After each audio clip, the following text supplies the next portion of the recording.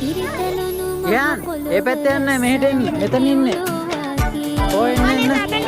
ඔය එන්න එන්න. නෑ නෑ මෙතන. කො දැන් ඉතින් අහන්නේ නෑනේ ගියාන්. නෑ.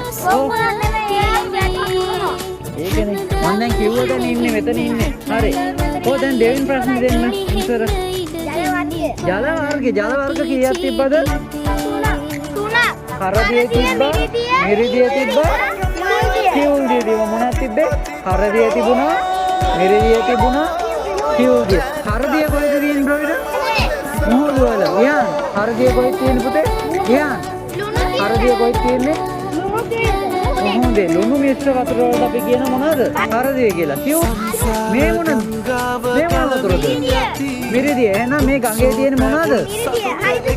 ඔව් මිරිදිය නා හරි දාගන්න. ගියාන්. කො කියන වැඩේ කරන්න ඕනේ. මිරිදිය නම් හරි දාගන්න. දැන් කිව්ව වැඩේද ඔය කරන්නේ? මම එක යනවා.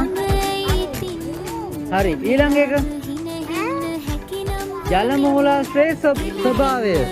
ජල මූලාශ්‍ර වල ස්වභාව වර්ග කීයක් තියෙනවද? මොනවාද?